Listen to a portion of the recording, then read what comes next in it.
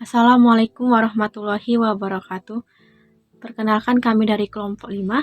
Saya Pisaan. Di sini kami membawa dongeng dengan judul Berbaik Hati Sampai Tua. Ada terlihat rumah yang begitu sangat kecil dan tua. Sesungguhnya jika terlihat dari dekat, rumahnya begitu kokoh. Rumah ini sudah jadi cerita bagi pedesaan, karena tidak ada yang merawatnya. Dalam rumah tersebut, tinggallah seorang kakek bersama cucu. Kakek ini bernama Jair dan cucunya Malinos dipanggil dengan sebutan Linos. Mereka hanyalah tinggal 2 orang saja.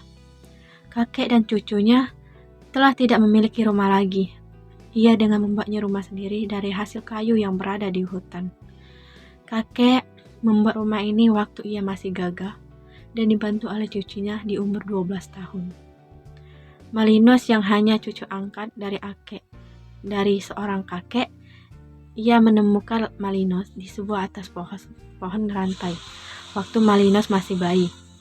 Pohon itu sudah sangat lama yang terletak jauh di belakang rumah kakek. Kakek Jair ini seorang anak dari bangsawan. Ia sangat kesal dengan ayahnya karena sejak ibunya meninggal, ayahnya menikah sehari dengan 5 istri. Apa tidak terkejut kakek Jair mendengarnya? Kakek Jair berkata, 5 istri lagi. Lanjut saja, jika bisa 20 per hari. Sejak saat itu, kakek Jair pergi dari tempat tinggalnya. Tak lama ia mendengar suara Malinos yang begitu kecil. Ia melihat di atas pohon. Ketika Malinos ketakutan melihat kakek, tiba-tiba ia mengeluarkan 20 keping emas. Kakek Jair terkejut melihatnya. Kakek Jair, apa? Wow, ini benar emas. Kakek yang heran langsung mengambilnya. Tidak lama datang seorang bernama Jackie. Jackie ini temannya ayahnya kakek Jair. Ini punyamu, kakek Jair. Saat kakek ingin menjawab, Bu, saya akan membelinya. 1 keping 1 M. Ini kamu ambil saja. Kakek Jair tersebut langsung kabur dengan membawa bayi dan dirawatnya di hutan. Jackie bingung terdiam. 8 tahun telah berlalu. Di tempat kakek ini sudah ada beberapa penduduk yang tidak jauh dari rumah kakek.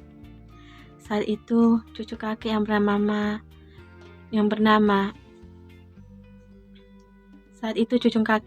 Linos. Ia sudah memasuki umur 20 tahun dan kakeknya sudah sangat tua dan tidak sanggup untuk berjalan. Linos, kakek tidur saja. Nanti Linos yang masak. Kamu jangan masak seperti kemarin, Linos. Masak kamu terlalu asin di lidah kakek. Hehe, iya kakek. Linos akan kurangi garamnya lagi. Tapi sebelum itu, Linos ke pasar dulu kakek untuk membeli bahannya. Ya udah, sana. Ini uangnya. Linos berdiri, pergi dari tempat kursinya lalu bersalam kepada kakek dan langsung pergi ke pasar. Pasar tersebut berada di pedesaan sebelah. Orang-orang belum mengetahui tentang kakek dan cucunya yang betah tinggal di rumah kecil dan tua itu. Kata warga, wah, senyaman itu tinggal di rumah tua. Malinos tidak menghiraukan itu. Ia lanjut dengan belanjaannya. Setelah pulang, Malinos langsung masak ke dapur. Linos adalah laki-laki yang serba bisa, kuat dan tangguh. Ia selama ini tidak mengetahui akan keajaiban besar, tidak pernah merasakan ketakutan lagi, karena dari kecil sudah biasa di hutan. Keesokan harinya, Malinos dan kakek menjalani hari-harinya dengan penuh gembira. Ketika Malinos berpikir, kakek tidak pernah kerja tetapi kakek ada uang. Linos pun langsung bertanya, kakek, Linos mau bertanya sesuatu. Bertanya apa, Linos? Linos tidak pernah melihat kakek bekerja dari Linos sejak kecil. Kakek tidak bisa menjawabnya. Kek, jelaskan. Kakek, iya Linos, kakek akan jelaskan. Kakek Jair tersebut dengan terpaksa ia menjelaskan semuanya dan menunjukkan semua keping emas di sebuah peti. Kakek tidak bisa berkata lagi.